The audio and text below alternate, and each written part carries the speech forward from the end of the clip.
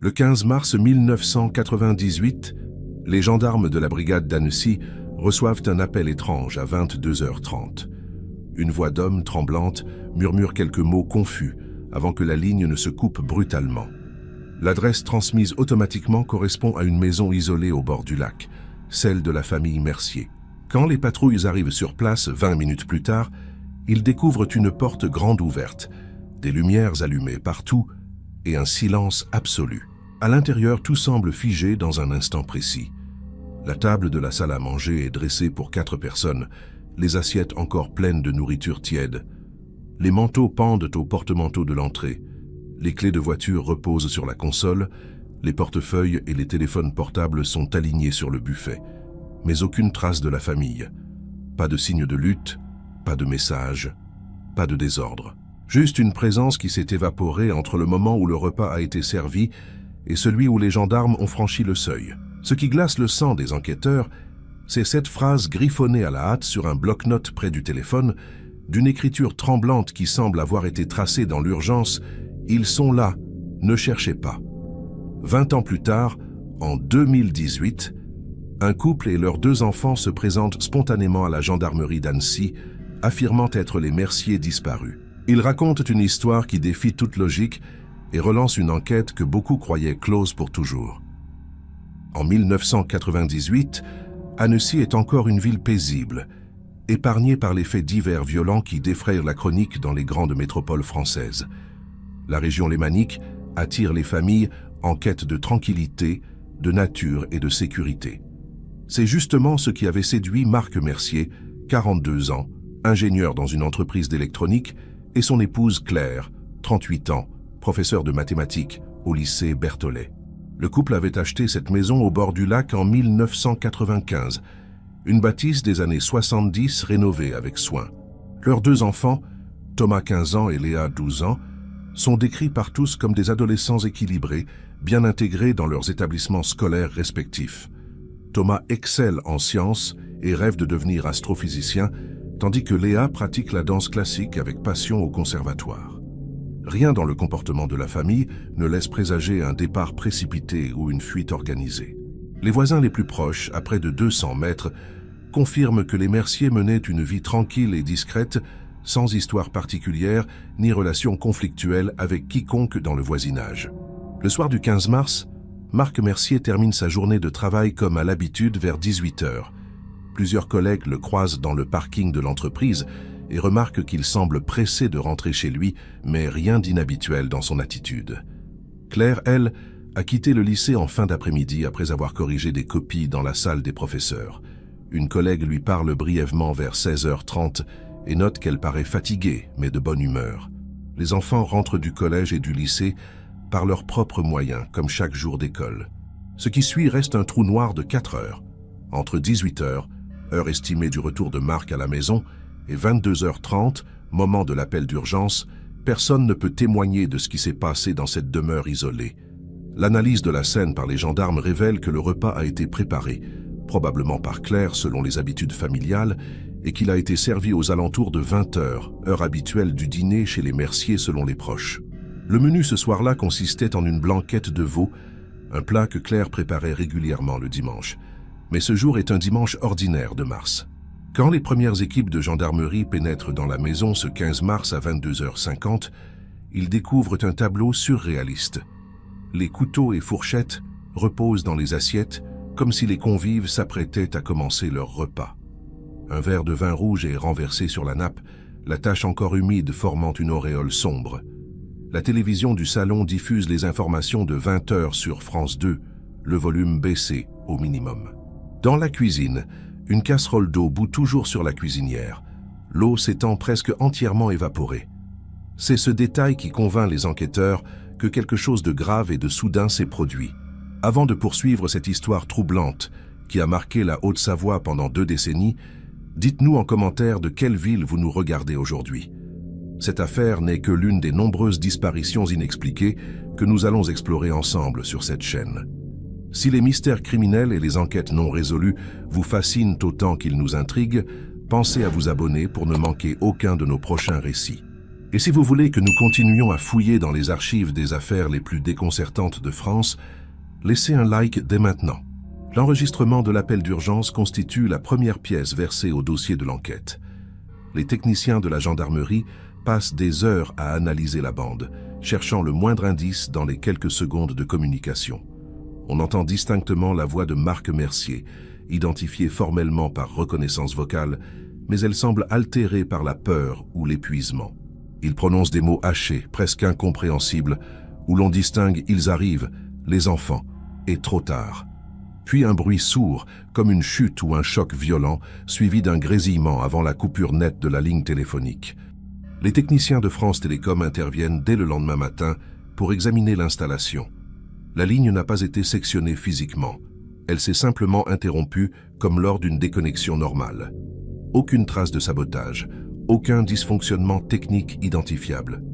Le combiné du téléphone fixe est retrouvé par terre dans le salon, à 3 mètres de son socle, comme s'il avait été jeté ou était tombé durant une bousculade.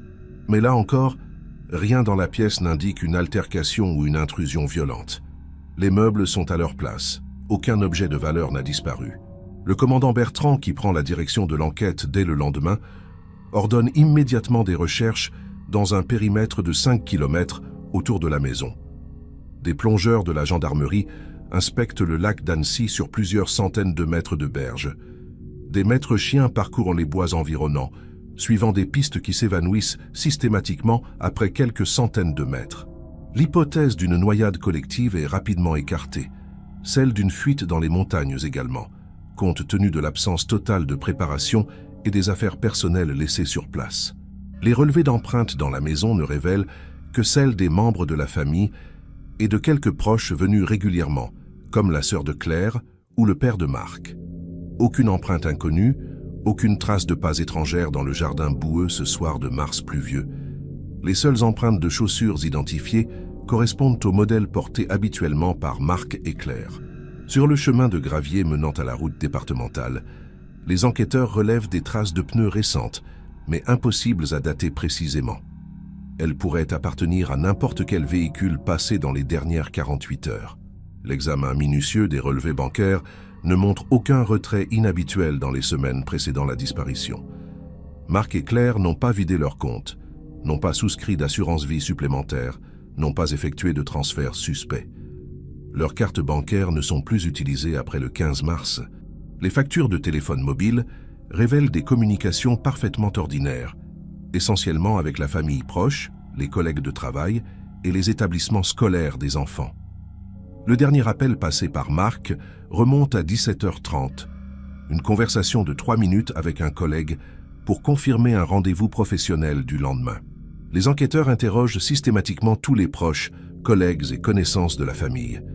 Le père de Marc, ancien gendarme à la retraite vivant à Chambéry, s'effondre en larmes lors de son audition. Il affirme n'avoir rien remarqué d'anormal lors de leur dernière rencontre 15 jours plus tôt, lorsque la famille était venue déjeuner chez lui. La sœur de Claire, installée à Lyon, confirme avoir parlé au téléphone avec sa sœur la veille de la disparition, le samedi 14 mars. Leur conversation portait sur l'organisation des vacances de Pâques, prévues ensemble dans les Alpes. Claire lui avait paru détendue et heureuse. Les camarades de classe de Thomas et Léa sont interrogés avec la présence de leurs parents et d'un psychologue. Aucun ne rapporte de propos inquiétants tenus par les adolescents. Thomas avait parlé de son prochain contrôle de physique-chimie prévu pour le mercredi suivant. Léa s'était réjouie d'un spectacle de danse programmé pour la fin du mois d'avril, rien qui suggère qu'il savait ou pressentait un départ imminent. Leur professeur confirme que les 2 élèves étaient assidus, sérieux, sans problème de comportement ni de résultats scolaires en baisse. Thomas avait même déposé un dossier de candidature pour un stage d'astronomie durant l'été. Les collègues de Marc à l'entreprise d'électronique décrivent un homme méthodique, perfectionniste, parfois distant mais toujours professionnel.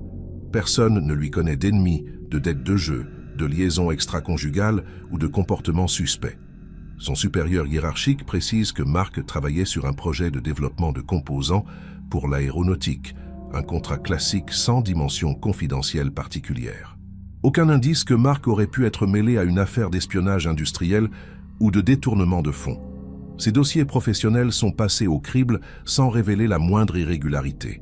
Claire, de son côté, était très appréciée de ses collègues enseignants et de ses élèves. Sa vie semblait se résumer à sa famille, son travail et quelques amis proches avec qui elle prenait un café de temps en temps.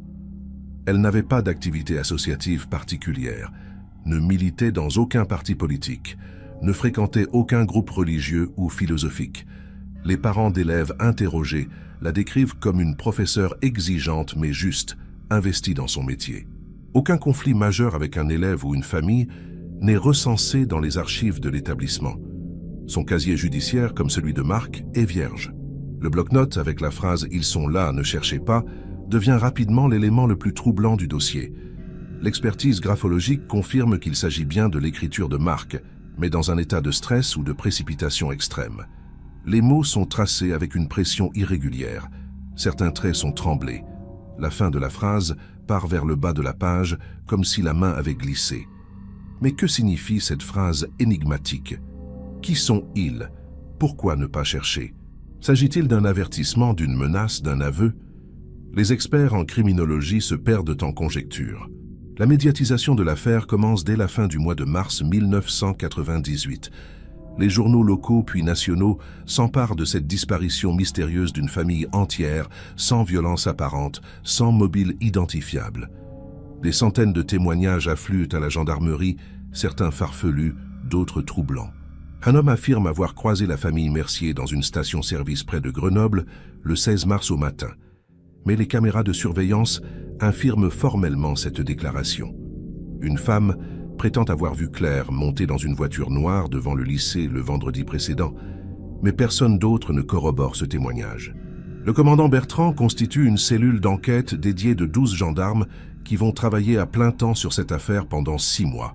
Chaque élément de la vie des Mercier est passé au crible avec une minutie obsessionnelle. Les relevés téléphoniques sont épluchés sur les 6 derniers mois. Les déplacements reconstitués grâce aux témoignages et aux tickets de péage autoroutiers. Les achats analysés via les relevés de cartes bancaires. Un portrait extrêmement détaillé de la famille se dessine peu à peu, mais il ne révèle aucune faille, aucun secret susceptible d'expliquer une disparition volontaire ou forcée. Les enquêteurs s'intéressent particulièrement au passé de Marc. Son père ayant été gendarme, ils vérifient s'il aurait pu être mêlé à une vieille affaire, une vengeance différée, une menace issue de son ancienne carrière. Mais le père de Marc a exercé principalement dans des fonctions administratives et n'a jamais été impliqué dans des enquêtes criminelles sensibles. Il a pris sa retraite en 1993 après 35 ans de service sans histoire. Les archives de la gendarmerie ne révèlent aucun dossier problématique, aucun ennemi potentiel cherchant à se venger en s'attaquant à la famille de l'ancien gendarme. L'hypothèse d'un enlèvement crapuleux est également explorée. Pourtant, aucune demande de rançon ne parvient jamais aux enquêteurs ou à la famille élargie. Les comptes bancaires de Marc et Claire, bien que confortables pour une famille de classe moyenne, ne justifieraient pas un kidnapping aussi risqué. Ils possédaient environ 200 000 francs d'économie, une somme correcte, mais loin d'être exceptionnelle. Leur maison valait environ 1 million de francs, selon l'estimation des agents immobiliers, un bien certes appréciable, mais pas suffisamment pour attirer l'attention de véritables criminels organisés. Le commandant Bertrand élargit alors les investigations vers d'éventuelles sectes ou groupes sectaires actifs dans la région. Les années 90 sont marquées en France par plusieurs affaires impliquant des mouvements sectaires et des disparitions liées à ces organisations. Une liste d'une trentaine de groupes suspects opérant en Rhône-Alpes est établie. Chaque structure est vérifiée, ses membres identifiés et interrogés quand cela est possible. Mais aucun lien entre les Mercier et ces organisations n'apparaît. Claire et Marc ne figurent dans aucun fichier de surveillance des dérives sectaires. Les services fiscaux sont sollicités pour vérifier si Marc aurait pu être impliqué dans des activités frauduleuses ou un blanchiment d'argent. L'examen complet de leurs déclarations d'impôts sur les 10 dernières années ne révèle aucune anomalie. Leurs revenus correspondent parfaitement à leurs emplois respectifs. Aucun compte à l'étranger, aucune société offshore, aucune transaction suspecte. Marc et Claire Mercier apparaissent comme des contribuables exemplaires, presque trop transparents dans leur vie financière. Cette transparence même devient suspecte aux yeux de certains enquêteurs qui y voient peut-être une façade trop parfaite. La piste d'un départ volontaire pour échapper à une menace est sérieusement envisagée. Des spécialistes de la protection des témoins sont consultés pour savoir si la famille aurait pu bénéficier d'un programme de changement d'identité. Mais les services concernés affirment formellement n'avoir aucune trace d'un tel dispositif concernant les Mercier. De plus, pourquoi laisser tous leurs effets personnels, leurs économies, leur vie entière derrière eux? Pourquoi cet appel d'urgence si la fuite était planifiée? Ces incohérences fragilisent cette hypothèse sans l'éliminer totalement. Les enquêteurs se penchent également sur l'environnement immédiat de la maison. Le secteur, relativement isolé, est bordé par des zones boisées et des propriétés espacées. Plusieurs caméras de surveillance installées sur des propriétés voisines ou aux abords des routes principales sont recensées. Malheureusement, en 1998, ces dispositifs sont encore rares et souvent défaillants. Sur les 8 caméras identifiées dans un rayon de 2 km, seules 3 fonctionnaient réellement le soir du 15 mars. Les enregistrements ne montrent aucun véhicule inhabituel, circulant vers la propriété des Mercier entre 18h et minuit. Un détail intrigue particulièrement le commandant Bertrand. Dans le garage de la maison, à côté de la Peugeot de Marc et de la Renault de Claire, se trouve un vieux vélo d'enfant appartenant à Léa. La chaîne de ce vélo a été récemment huilée, le lendemain même de la disparition selon l'expertise. Les gendarmes découvrent dans la poubelle du garage un chiffon imbibé d'huile et un flacon neuf d'entretien pour chaîne de vélo acheté la semaine précédente dans un magasin de sport d'Annecy.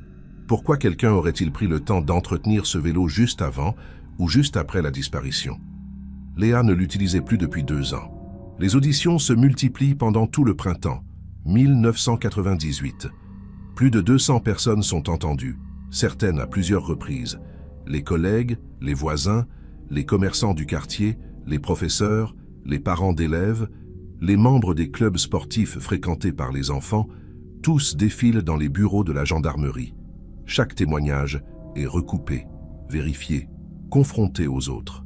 Un emploi du temps quasi minute par minute des dernières semaines de la famille est reconstitué, mais rien n'émerge qui puisse expliquer leur volatilisation. C'est comme si les Mercier avaient simplement cessé d'exister à 22h30 ce 15 mars. Des battues sont organisées chaque week-end pendant 3 mois avec des dizaines de volontaires. Les forêts environnantes, les berges du lac, les chemins de randonnée, les grottes naturelles de la région, tout est passé au peigne fin. Des hélicoptères, équipés de caméras thermiques, survolent les zones les plus difficiles d'accès. Des spéléologues explorent les cavités souterraines répertoriées dans un rayon de 20 km. Malgré ces efforts considérables, aucun corps, aucun vêtement, aucun objet appartenant aux Mercier n'est découvert. C'est comme s'ils s'étaient évaporés dans les airs sans laisser la moindre trace matérielle de leur passage. À l'automne 1998, le commandant Bertrand doit se rendre à l'évidence. L'enquête piétine faute d'éléments nouveaux. Les effectifs de la cellule d'enquête sont progressivement réduits. Le dossier reste ouvert, mais l'espoir de retrouver la famille vivante s'amenuise de jour en jour. Les médias se désintéressent progressivement de l'affaire, d'autres faits divers occupent l'actualité. La maison des Mercier, saisie dans le cadre de l'enquête, reste vide et silencieuse, comme figée dans ce 15 mars fatal. Elle devient rapidement un lieu hanté dans l'imaginaire local, un symbole de cette énigme insoluble qui continue d'obséder les enquêteurs. Au début de l'année 1999, une première piste sérieuse semble émerger. Un homme se présente spontanément à la gendarmerie, affirmant avoir des informations capitales sur la disparition des Mercier. Il s'agit de Didier Fontaine, un ancien détenu libéré 6 mois avant les faits, connu pour des affaires de cambriolage dans la région. Fontaine explique avoir aperçu un fourgon blanc stationné près de la maison des Mercier le soir du 15 mars, vers 21h. Il rentrait d'une soirée arrosée et passait par hasard dans le secteur. Ce détail pourrait correspondre à un véhicule utilisé pour enlever la famille. Les enquêteurs prennent très au sérieux cette déclaration. Fontaine est placé en garde à vue pour vérification de ses déclarations. Son alibi pour la soirée du 15 mars est examiné en détail. Il affirme avoir passé la soirée dans un bar du centre-ville d'Annecy, ce que confirment effectivement plusieurs témoins et le patron de l'établissement. Mais sa présence au bar ne s'arrête qu'à 20h30, selon les témoignages recueillis. Le temps nécessaire pour rejoindre le secteur de la maison des Mercier correspond approximativement Fontaine devient le suspect numéro 1 pendant plusieurs semaines.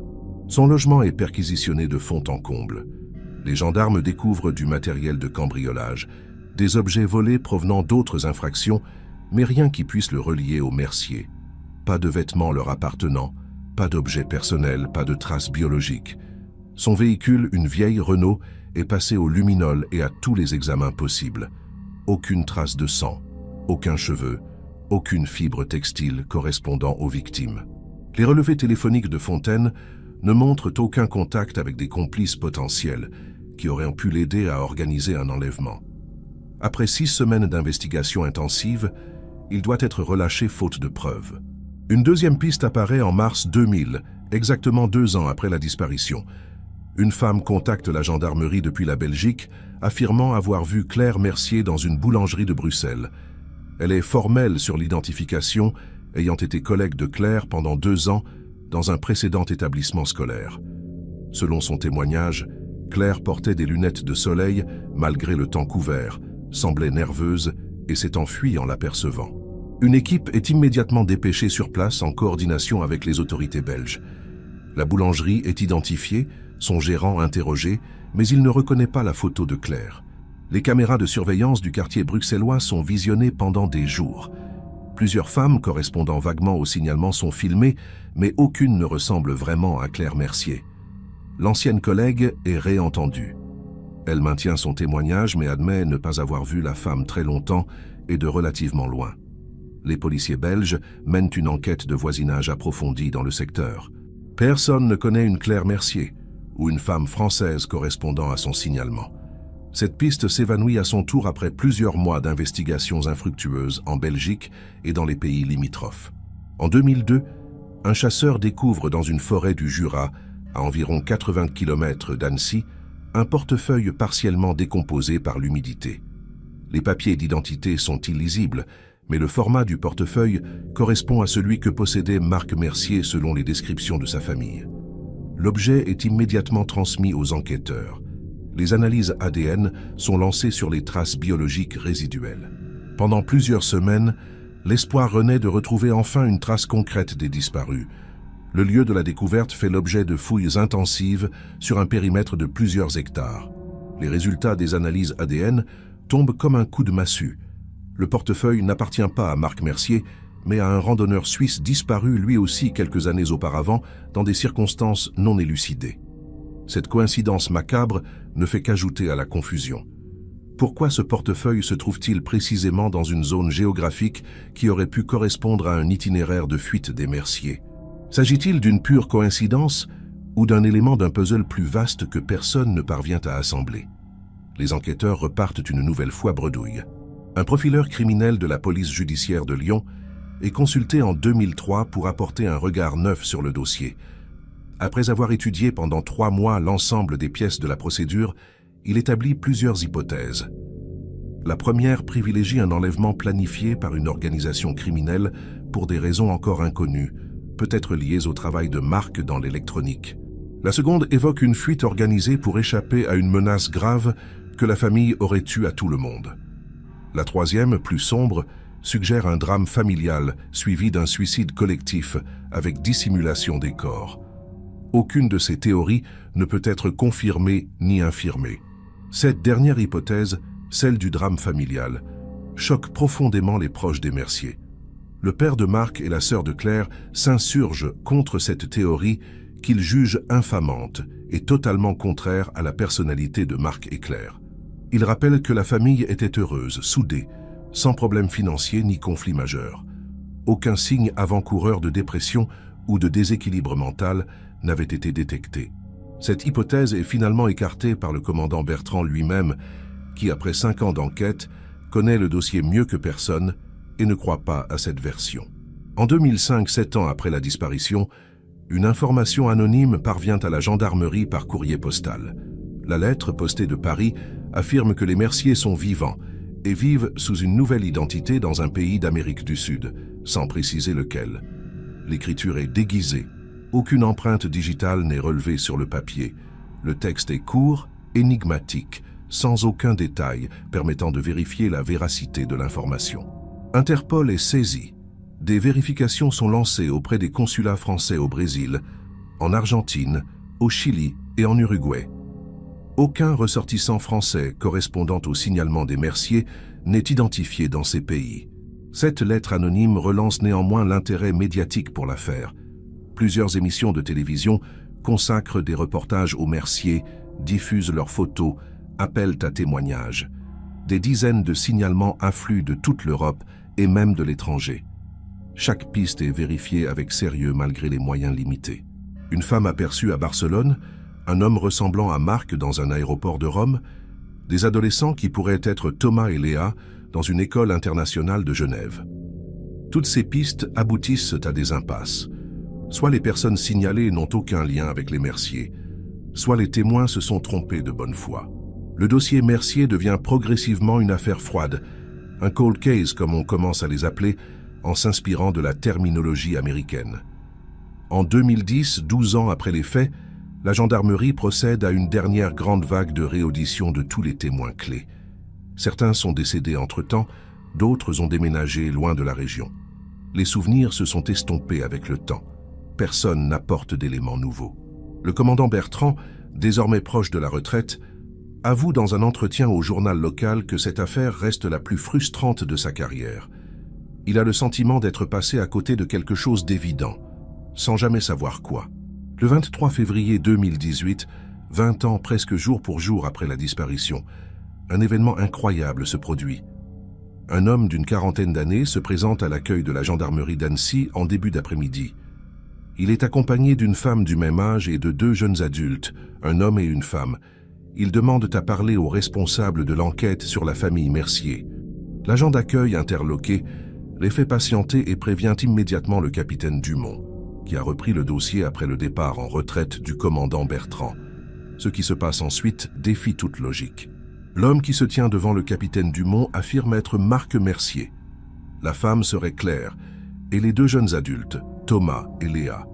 Ils sont vivants, en apparente bonne santé, et viennent spontanément se présenter aux autorités après 20 années d'absence totale. Le capitaine Dumont, d'abord convaincu d'avoir affaire à des imposteurs ou des malades mentaux, demande des preuves d'identité.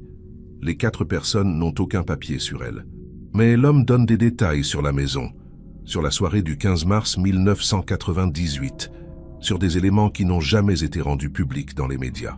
Des tests ADN sont immédiatement ordonnés. Des échantillons de référence sont encore conservés dans les scellés de l'enquête, prélevés sur des brosses à dents et des vêtements 20 ans plus tôt. Les analyses sont confiées à plusieurs laboratoires indépendants pour éviter toute erreur. Pendant les 3 jours nécessaires aux résultats, les 4 personnes sont placées dans des locaux sécurisés, interrogées séparément, filmées en continu. Elles maintiennent leur version. Elles sont bien les Mercier disparus en 1998. Et contre toute attente, les résultats ADN confirment formellement leur identité. L'annonce de la réapparition des Mercier provoque un choc dans toute la France. Les médias se ruent sur l'information. Comment une famille entière peut-elle disparaître pendant 20 ans, puis réapparaître comme si de rien n'était? Les gendarmes sont submergés de demandes d'interviews, de sollicitations, de pressions de toutes parts. Le parquet d'Annecy impose un blackout médiatique total, le temps de comprendre ce qui s'est réellement passé. Les auditions se multiplient pendant plusieurs semaines. Marc, Claire, Thomas et Léa sont interrogés séparément et ensemble. Leurs déclarations sont enregistrées, analysées, décortiquées par des spécialistes. Leur récit est à la fois cohérent et totalement déconcertant. Le soir du 15 mars 1998, vers 20 h, alors qu'ils s'apprêtaient à dîner, 3 hommes cagoulés auraient fait irruption dans la maison. Marc affirme avoir été maîtrisé immédiatement, Claire et les enfants terrorisés. Les intrus les auraient forcés à monter dans un fourgon garé à proximité sans leur laisser le temps de prendre quoi que ce soit. Marc aurait réussi à passer l'appel d'urgence juste avant d'être neutralisé. La phrase sur le bloc-notes aurait été écrite sous la contrainte, dictée par l'un des ravisseurs pour décourager les recherches. Selon leur version, ils auraient été emmenés dans une propriété isolée en montagne, quelque part dans les Alpes, sans pouvoir identifier précisément le lieu. Ils y auraient été retenus prisonniers pendant toutes ces années, sans contact avec l'extérieur, surveillés en permanence par des gardiens qui se relayaient. La propriété comprenait une maison principale où ils vivaient tous les 4, relativement confortablement selon leur dire, mais sans aucune possibilité de s'échapper. Ils disposaient de livres, d'une télévision contrôlée, de jeux, mais aucun accès à Internet ou au téléphone. Leurs gardiens leur apportèrent de la nourriture et des vêtements régulièrement. Pourquoi les avoir enlevés? Pourquoi les avoir gardés 20 ans? Mark et Claire affirment ne pas connaître la raison exacte de leur enlèvement. Ils ont interrogé leurs ravisseurs à de nombreuses reprises, mais n'ont jamais obtenu de réponse claire. Les gardiens, qui changeaient régulièrement, ne parlaient presque jamais avec eux. Ils se contentaient de surveiller, d'apporter le nécessaire, de s'assurer qu'ils ne tentaient rien. Selon Mark, il s'agissait probablement d'une erreur, d'une confusion avec une autre famille. Mais les ravisseurs n'ont jamais admis leur erreur, ni libéré les otages de peur des conséquences judiciaires. Thomas et Léa, qui avaient des 15 et 12 ans lors de l'enlèvement, en ont maintenant 35 et 32. Ils ont grandi en captivité, privés d'école normale, de relations sociales, de liberté. Leurs parents leur ont fait classe comme ils pouvaient, avec les livres dont ils disposaient.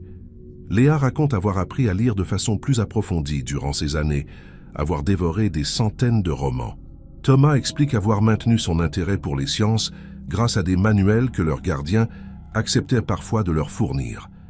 Mais leur développement social et émotionnel a été profondément perturbé par ces 2 décennies d'isolement forcé. Pourquoi se présenter maintenant aux autorités? Mark explique que début février 2018, leurs gardiens ont subitement cessé de venir. Pendant plusieurs jours, ils ont attendu sans comprendre. Puis ils ont réalisé que les portes n'étaient plus verrouillées. Ils ont exploré la propriété et découvert qu'ils étaient seuls, complètement abandonnés. Après plusieurs jours d'hésitation, de peur de tomber dans un piège, ils ont décidé de partir. Ils ont marché pendant des heures dans la montagne, avant de trouver une route, puis un village. Ils ont mis plusieurs jours à rejoindre Annecy, se cachant, mendiant, terrorisés à l'idée d'être repris. Les enquêteurs tentent désespérément de localiser le lieu de détention décrit par les Merciers. Des équipes parcourent les Alpes en se basant sur les descriptions fournies. Une propriété isolée, entourée de forêts, avec une vue sur des sommets enneigés, situés à plusieurs heures de marche du premier village. Les critères sont trop vagues. Ils correspondent à des centaines de chalets et de refuges dans la région. Thomas se souvient d'un pic rocheux très caractéristique, visible depuis les fenêtres. Il le dessine de mémoire. Des géologues et des guides de montagne sont consultés mais peinent à identifier précisément ce sommet parmi les centaines qui existent. Claire mentionne un détail qui pourrait aider. Elle se souvient que pendant l'été 2003, une tempête violente a arraché une partie du toit de la maison. Les réparations avaient pris plusieurs semaines. Si la propriété existe vraiment, elle devrait porter des traces de ces travaux. Des recherches dans les archives des entreprises de couverture de la région sont lancées, mais 5 ans plus tard, beaucoup de petites entreprises ont disparu, leurs dossiers perdus ou détruits. Cette piste ne mène nulle part. La propriété fantôme où les Merciers affirment avoir vécu 20 ans demeure introuvable. Un psychiatre mandaté par la justice examine longuement les 4 personnes. Son rapport est troublant. Mark et Claire présentent des symptômes compatibles avec un syndrome de stress post-traumatique et un syndrome de Stockholm complexe. Leur récit, bien que cohérent, comporte des zones floues, des incohérences mineures qui pourraient s'expliquer par le traumatisme et le temps écoulé. Thomas et Léa montrent des signes de développement social retardés, cohérents avec une enfance et adolescence passées en isolement. Mais le psychiatre ne peut formellement confirmer ni infirmer leur histoire. Rien ne prouve qu'ils mentent, mais rien ne prouve non plus qu'ils disent toute la vérité. Les analyses médico-légales approfondies apportent des éléments troublants. Les corps de Mark et Claire portent des traces anciennes de carences nutritionnelles, compatibles avec une alimentation déséquilibrée sur de longues périodes. Leurs dents montrent un manque de soins dentaires réguliers pendant des années, bien que quelqu'un semble avoir tenté des interventions rudimentaires à un moment donné. Leurs empreintes digitales, conservées dans les fichiers depuis 1998, correspondent parfaitement. Aucun doute possible sur leur identité biologique. Ce sont bien eux. Mais leur état physique raconte-t-il vraiment l'histoire qu'ils décrivent? Thomas et Léa, aujourd'hui adultes, parlent de leur captivité avec une étrange sérénité qui déroute les psychologues. Ils ne manifestent ni haine ni colère envers leurs ravisseurs. Ils les décrivent presque avec indifférence, comme des geôliers qui faisaient leur travail sans cruauté particulière, mais sans empathie non plus. Cette absence d'émotion forte interroge. Un syndrome de Stockholm si profond qu'il persiste même après la libération? Ou bien quelque chose d'autre, quelque chose que personne ne parvient à identifier clairement? Les spécialistes en victimologie sont divisés sur l'interprétation de ce comportement inhabituel. Une découverte inattendue vient compliquer encore l'affaire. En analysant les compétences linguistiques de Thomas, les enquêteurs réalisent qu'il parle couramment l'allemand, alors qu'il n'étudiait que l'anglais au lycée en 1998. Interrogé sur ce point, Thomas explique qu'un de leurs gardiens était germanophone et lui a appris la langue pendant les longues années de captivité. Cette information relance une piste. Et si les ravisseurs étaient d'origine suisse-allemande ou autrichienne? Cela expliquerait peut-être la localisation en montagne et certaines particularités de leur détention. Interpol est saisi pour vérifier d'éventuels liens avec des réseaux criminels transfrontaliers. Le père de Marc, âgé maintenant de 87 ans, est autorisé à rencontrer son fils. Les retrouvailles sont filmées par les enquêteurs. Le vieil homme s'effondre en pleurs, serre Marc dans ses bras pendant de longues minutes. Mais plus tard, en entretien privé avec le capitaine Dumont, il confie ses doutes. Marc a changé, bien sûr. 20 ans ont passé, mais ce n'est pas seulement physique. Sa façon de parler, certaines expressions qu'il n'utilisait jamais avant, des références à des événements familiaux qu'il semble avoir oubliés. Le père de Marc ne remet pas en cause l'identité de son fils, confirmée par l'ADN, mais il sent quelque chose de profondément différent. La sœur de Claire, elle aussi, exprime des réserves après avoir rencontré sa sœur.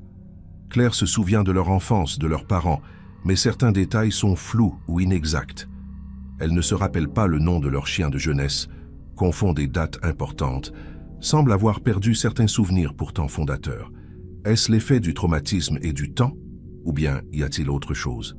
Un neurologue consulté explique que 20 ans d'isolement peuvent effectivement altérer la mémoire, particulièrement les souvenirs anciens. Mais il ne peut exclure d'autres explications. Les tests cognitifs montrent que Marc et Claire ont conservé leurs facultés intellectuelles, peut-être même développé certaines capacités du fait de l'isolement. 3 mois après leur réapparition, les Mercier sont autorisés à quitter les locaux sécurisés où ils ont été hébergés. Aucune charge ne peut être retenue contre eux puisqu'ils se présentent comme des victimes, et aucun élément ne prouve qu'ils mentent malgré l'impossibilité de vérifier leur histoire. Ils sont placés sous surveillance discrète et bénéficient d'un accompagnement psychologique intensif pour les aider à se réintégrer dans la société. La maison familiale d'Annecy, restée scellée pendant 20 ans, leur est restituée, mais ils choisissent de ne pas y retourner, préférant louer un appartement dans une autre ville de la région pour échapper à la curiosité médiatique. L'enquête se poursuit pour tenter d'identifier les ravisseurs et localiser le lieu de détention. Mais malgré tous les moyens déployés, aucune piste concrète n'émerge. Les descriptions fournies par les Mercier sont trop générales. Les ravisseurs étaient toujours cagoulés, parlèrent peu, ne laissaient rien traîner qui puisse permettre de les identifier. La propriété a été abandonnée sans laisser d'indices. Aucun voisin ne se manifeste pour signaler une famille étrange vivant recluse pendant 20 ans. C'est comme si cette détention n'avait jamais existé ailleurs que dans l'esprit des 4 rescapés. Les gendarmes fouillent pourtant des dizaines de propriétés abandonnées dans les Alpes sans rien trouver qui corresponde. En juin 2018, 4 mois après la réapparition, un rebondissement spectaculaire se produit. Un homme se présente au consulat de France à Zurich, en Suisse, affirmant avoir des informations cruciales sur l'affaire Mercier. Il s'agit d'un ressortissant suisse de 62 ans, ancien employé d'une société de sécurité privée. Il explique avoir participé, il y a une vingtaine d'années, à la surveillance d'une propriété isolée dans les Alpes suisses où vivait une famille française. Il ne connaissait pas leur identité à l'époque, mais depuis la médiatisation de l'affaire Mercier, il pense qu'il pourrait s'agir d'eux. Son témoignage relance l'enquête sur de nouvelles bases. L'homme, identifié comme Ernst Weber, est longuement interrogé par les autorités suisses en présence d'enquêteurs français. Il décrit une mission qui lui avait été confiée entre 1999 et 2004. Il devait assurer des rondes de surveillance autour d'un chalet isolé dans le canton du Valais. On lui avait dit que c'était une mission de protection d'une famille sous menace, un programme de type protection des témoins privés. Il n'avait jamais vu les occupants du chalet de près, seulement de loin lors de ses patrouilles. Il avait été payé en liquide, généreusement, et n'avait jamais posé de questions. Puis la mission s'était arrêtée brutalement en 2004. Weber fournit des coordonnées approximatives de la propriété. Une équipe franco-suisse se rend sur place. Le chalet existe bel et bien, isolé au fond d'une vallée escarpée, accessible seulement par un chemin forestier difficile. Mais il a été détruit par un incendie en 2016 selon les archives communales. Il ne reste que des ruines calcinées, des murs de pierre noircis et des décombres envahis par la végétation. Les experts judiciaires fouillent minutieusement les ruines. Ils retrouvent des traces d'occupation humaine, des restes de meubles, des objets du quotidien, mais rien qui puisse confirmer formellement que les Mercier ont vécu ici. Une analyse au carbone 14 des restes organiques trouvés dans les décombres suggère qu'ils datent effectivement des années 2000. Des fragments de tissus, des restes de livres brûlés, une monture de lunettes fondues qui pourrait correspondre à celle que portait Claire. Mais l'incendie a été si destructeur que toute analyse ADN est impossible. Les enquêteurs tentent de remonter la chaîne de propriété du chalet. Il appartenait à une société écran enregistrée au Panama, dissoute en 2015. Impossible de retrouver les véritables propriétaires. Une nouvelle impasse, mais cette fois avec au moins un début de matérialité du lieu de détention évoqué par les Mercier. Ernst Weber affirme avoir été embauché par un certain Keller, un homme d'affaires zurichois dont il ne connaît que le nom. Les recherches révèlent qu'un Hans Keller, ancien dirigeant d'une société de conseil en sécurité, est décédé dans un accident de voiture en 2014.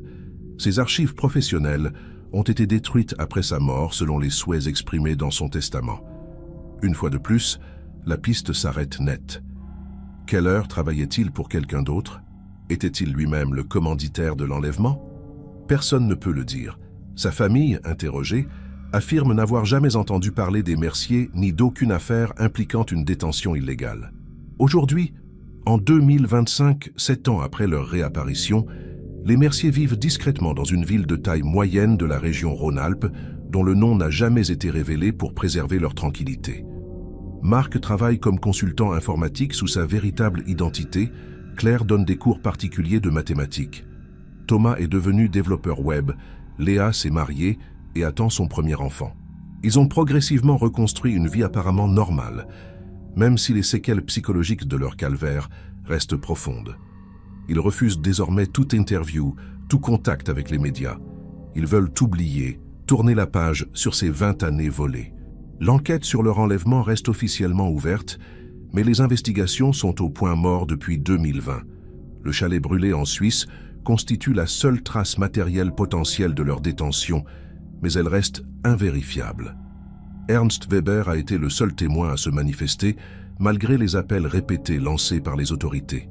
Les commanditaires de l'enlèvement, les autres gardiens, les raisons exactes de cette séquestration restent des mystères totaux. Aucune organisation criminelle connue n'a revendiqué ou été liée à cette affaire. C'est comme si les Mercier avaient été aspirés dans une dimension parallèle pendant 20 ans avant d'en ressortir sans explication rationnelle. Un détail continue pourtant de hanter le capitaine Dumont, qui n'a jamais cessé de chercher la vérité. Lors d'une des dernières auditions en 2018, Léa a laissé échapper une phrase troublante avant de se reprendre immédiatement. Elle a dit « Je me souviens du jour où nous avons décidé de partir », avant de se corriger aussitôt en disant « le jour où nous avons pu partir ». Cette nuance, probablement anodine, résonne différemment aux oreilles de l'enquêteur. Les Mercier ont-ils vraiment été séquestrés contre leur volonté pendant 20 ans? Ou bien ont-ils choisi de disparaître pour des raisons qui nous échappent toujours? Et si vous avez des informations, si vous avez vécu dans cette région à cette époque, commentez de quelle ville vous nous regardez.